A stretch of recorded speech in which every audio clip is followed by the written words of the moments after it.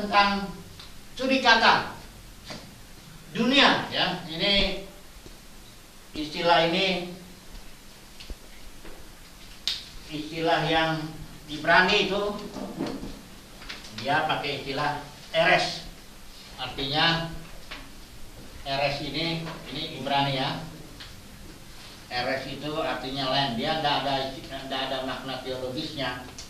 Tebel itu juga istilah Ibrani yang diterjemahkan mirip-mirip seperti itu, ya. Ini di whole world, ya. Whole earth, bumi.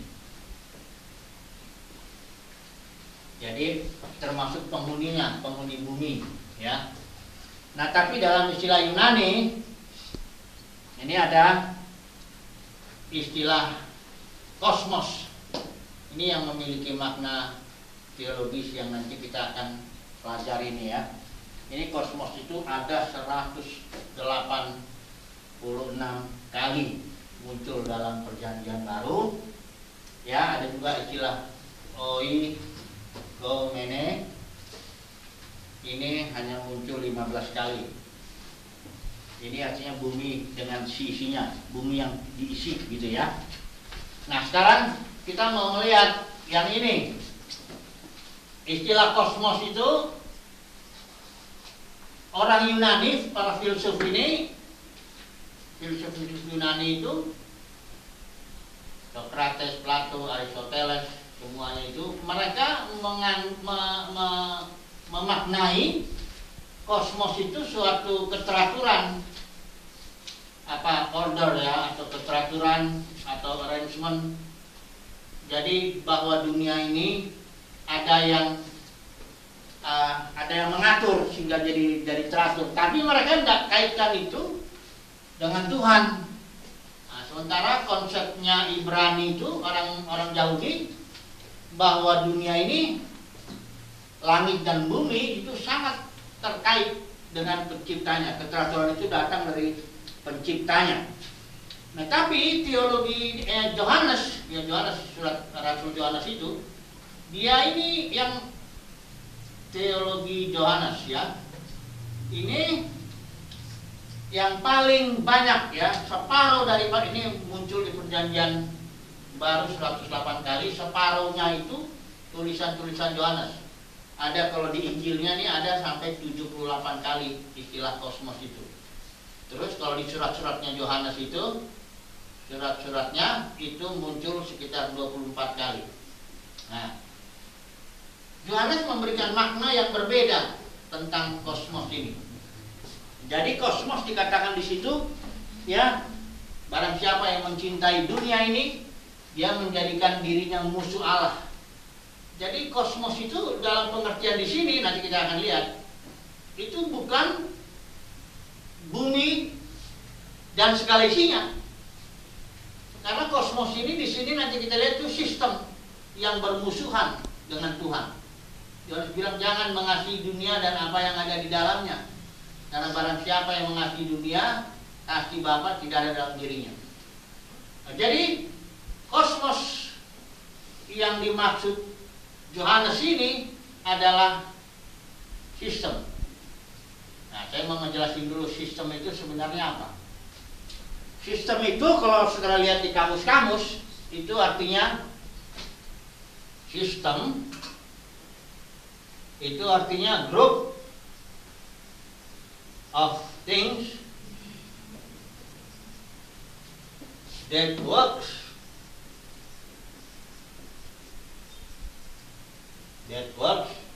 with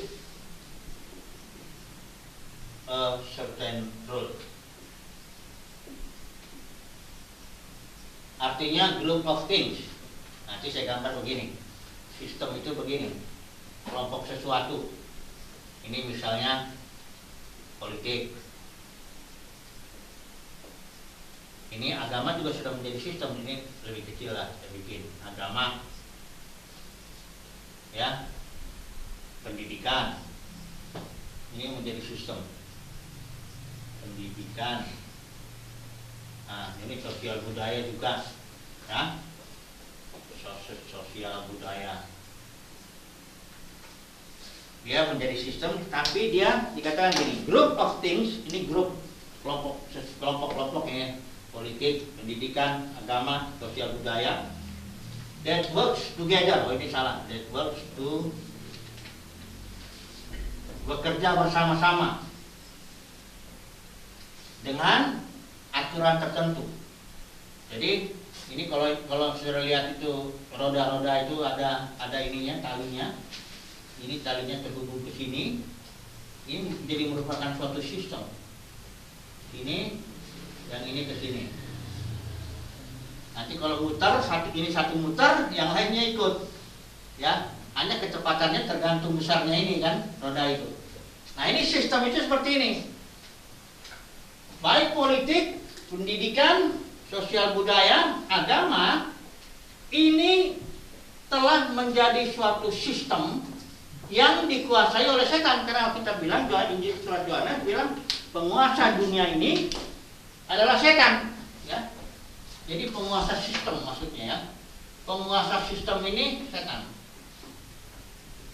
Setanlah yang membuat aturan-aturan main, ya, aturan-aturan tertentu yang bertentangan dengan peraturan-peraturan Tuhan. Nah, misalnya apa?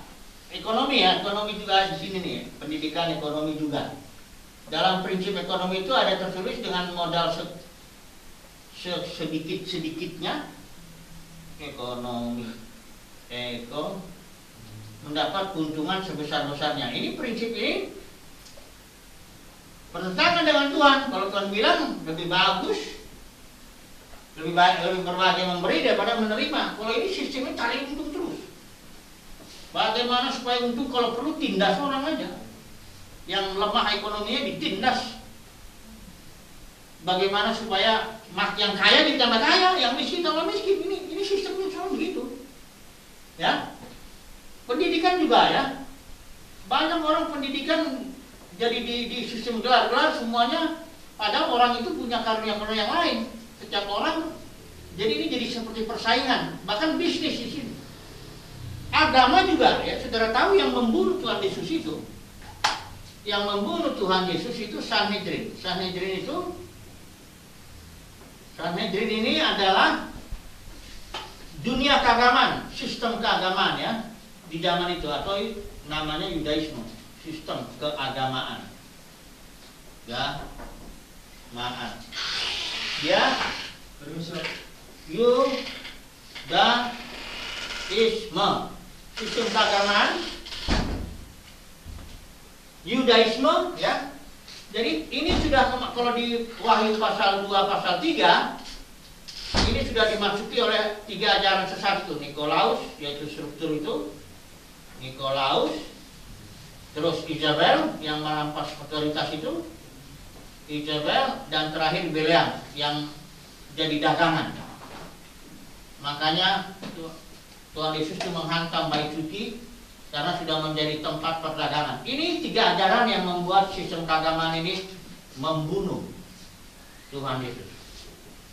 Kita tahu ya, yang membunuh Tuhan Yesus bukan Pilatus, bukan orang Roma, tapi sistem keagamaan pada waktu itu. Itu yang membunuh Tuhan Yesus. Nah, jadi sistem ini dikuasai oleh setan, ya, dunia. Nah, kalau dunia itu di dalam Perjanjian Lama diibaratkan Mesir. Tidak bisa orang beribadah dalam sistem ini, karena sistem ini pada dasarnya meninggikan manusia. Di sini manusia yang menjadi sentral. Ya, kesenangan manusia inilah yang nomor 1. Nah, orang Israel harus keluar dari dunia. Bagaimana melawan dunia ya? Dengan iman. Kita harus punya iman. Tapi kita harus di dalam dunia, jadi garam dan terang. Kita di dunia tapi tidak ambil bagian dalam sistemnya, ya. Jadi garam dan terang di dunia itu. Nah, ini dia. Nah, kita nggak bahas itu. Yang penting sekarang kita tahu bahwa kosmos itu, dunia itu adalah sistem yang diciptakan oleh setan. Ya tentu otomatis dia menentang. Dan ini buktinya. Tuhan Yesus dibunuh oleh dunia keagamaan. Bukan dunia politik. Dunia politik itu disimbolkan ini Pilatus, ya.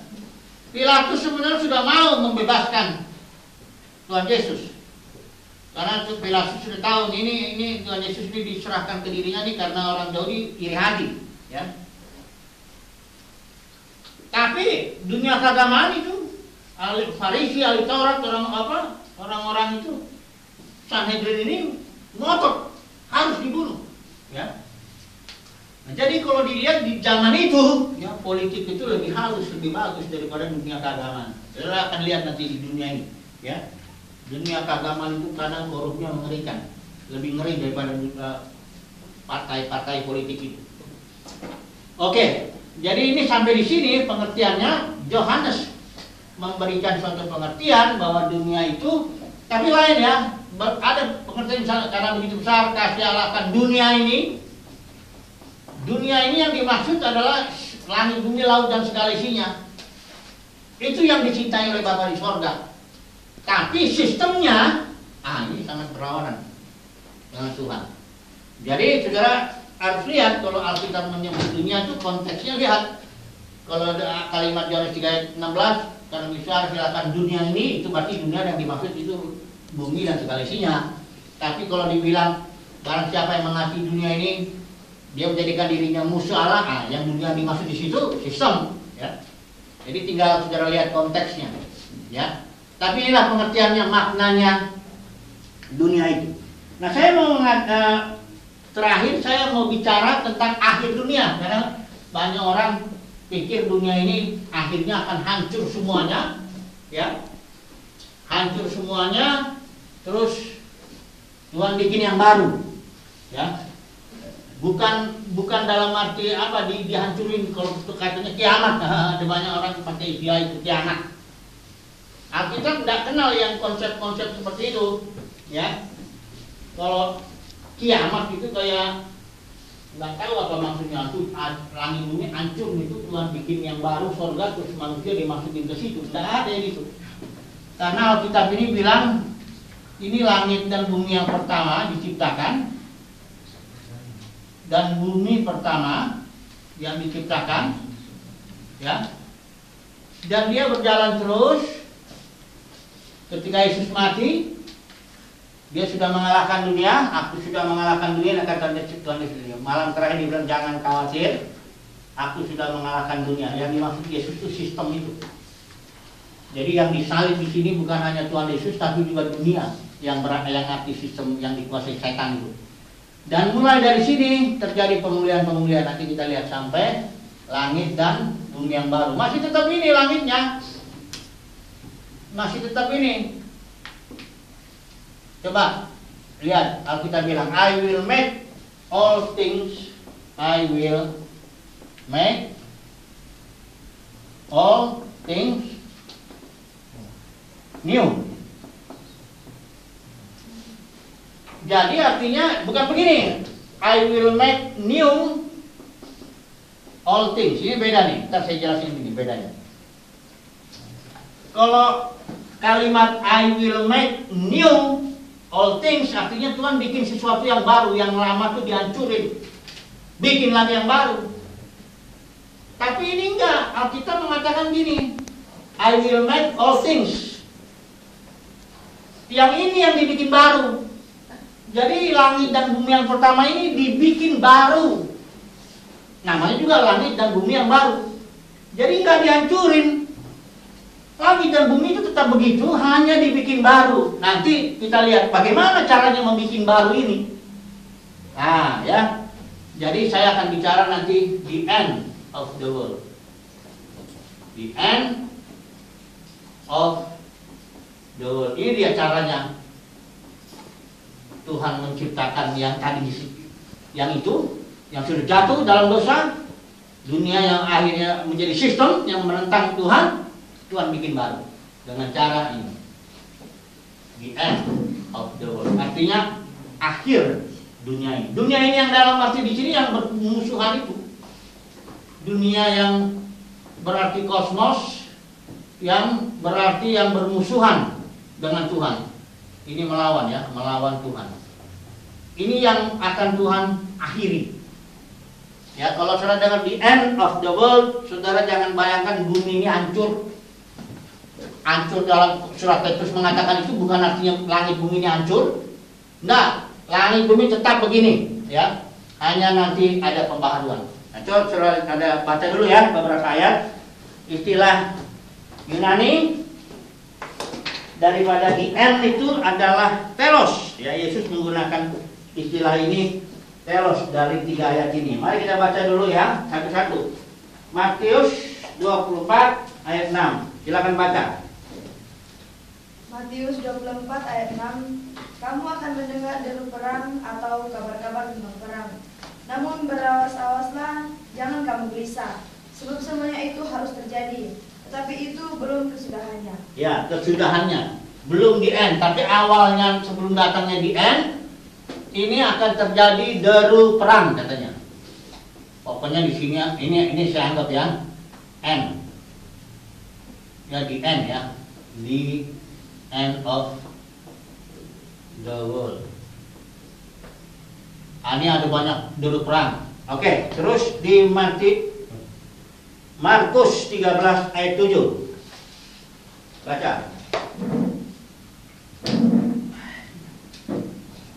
Markus 13 ayat 7. Markus 13 ayat 7.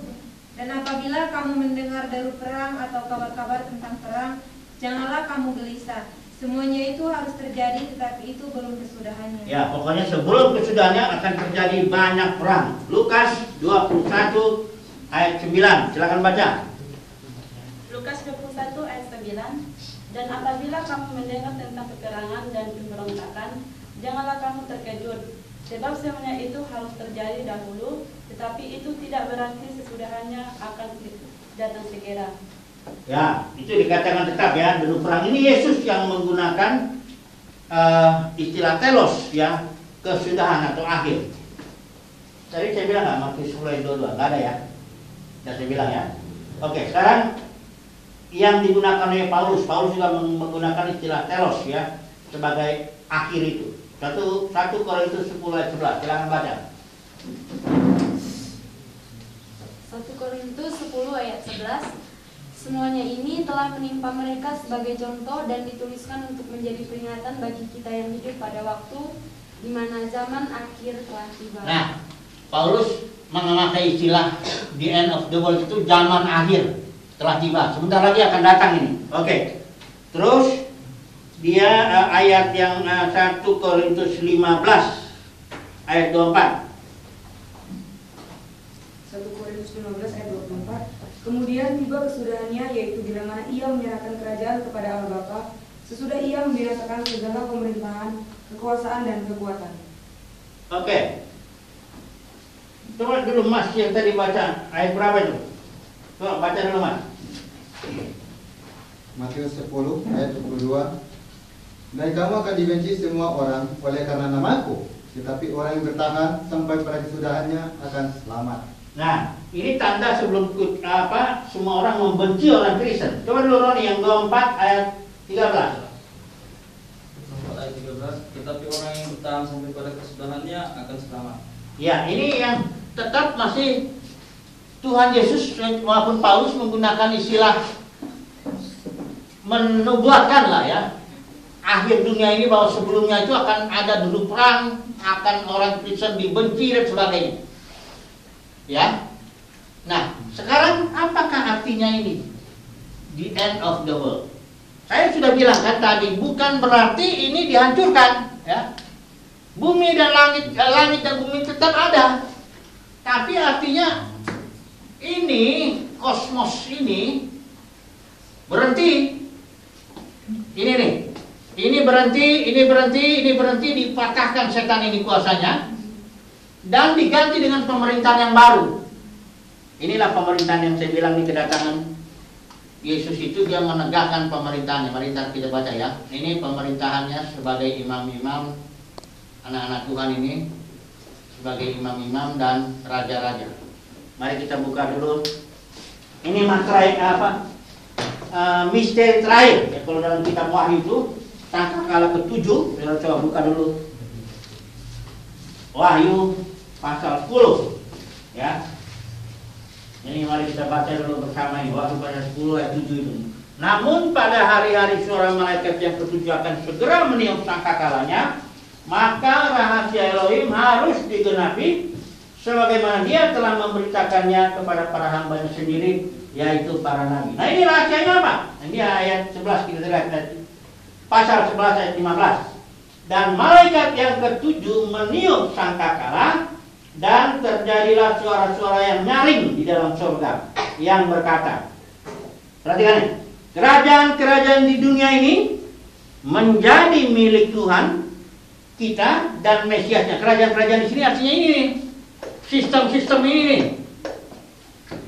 yang memiliki kekuatan. Ini karena dia Nikolaus di sini, dia punya struktur, ini punya kekuatan ini, ya.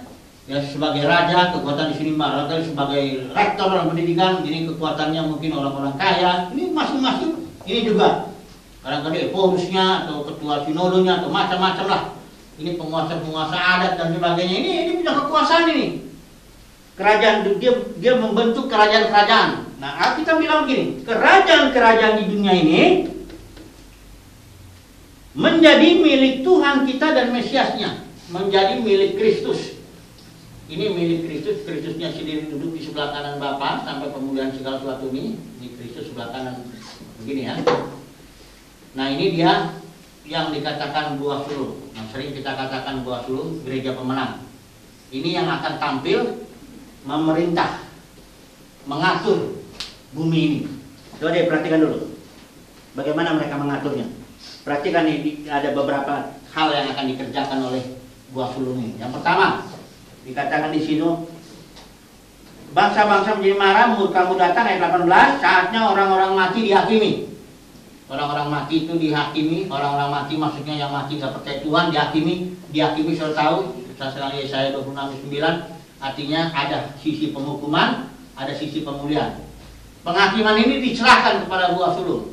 Yang kedua, ya, ketika Tuhan datang itu, memberi upah kepada hamba-hambamu. Jadi orang-orang ini semuanya mendapat upah, baik yang besar yang kecil sesuai dengan pekerjaannya, sesuai dengan imannya. Yang ketiga, ini ada satu lagi ya, menghancurkan mereka yang menghancurkan bumi. Ini artinya menghancurkan bumi, Babel, gereja pelacur. Nanti ini kita nggak usah bahas lah. Pokoknya ketiga hal ini akan dikerjakan oleh buah sulung, ya, pemerintahan itu sampai berjaman-jaman, sampai nanti terjadi pemulihan total. Di sini Bapa semua dalam semua. Jadi artinya the end of the world itu artinya hancurnya sistem ini yang dikuasai setan itu. Pemerintahannya diganti oleh anak-anak Tuhan dengan tubuh baru tentunya ini ya, buah sulung. Tuhan Yesus sebagai raja di atas segala raja, ini raja-rajanya, ini imam, Yesus imam besarnya, melayani terus berjaman-jaman sampai langit dan bumi yang baru. Yang baru ini artinya yang lama ini dipulihkan sedemikian radikal dan menjadi baru. Ya, bukan diganti. I will make all things new. Aku membuat segala sesuatu. Mungkin sistem ini semua ini, aturan-aturan ini dibikin sedemikian radikal sehingga disebut baru. Ya. Bukan berarti Tuhan membuat baru, langit yang baru dibikin lagi, yang ini dihancurin, enggak, ya. Ingat itu ya, the end of the world artinya kerajaan dunia ini diganti. Kita menjadi raja-raja dan imam-imam. Sekarang ini kita ini orang-orang kiri di dunia ini, betul lah? Dibanding sana Donald Trump, Jokowi, ya. Kita ini apalah? Dicinta kepala kita terus diam aja kita kan, ya. Tapi nanti ketika Tuhan Yesus datang, pemerintahan dunia ini diserahkan ke tangan kita. Tidak ada lagi yang namanya presiden negara ini, negara itu, tidak ada lagi. Negara pun tidak ada lagi. Ya, sudah bayangkanlah ketika terjadi waktu kedatangan Tuhan di end-nya. Tapi ingat ya, terjadi banyak perang dulu sini. Orang Kristen dianiaya dulu ya, sebelum terjadi kesudahan ini. Tapi siapa yang bertahan, dia akan menang. Saudara dan saya bertahan ya. Amin ya. Amin. Puji Tuhan. Jadi kita akan melayani bersama dengan Tuhan Yesus sampai kesudahan, supaya sampai lahir yang baru ya. Oke, cukuplah dulu sampai di sini. Amin. Pak, izin Pak,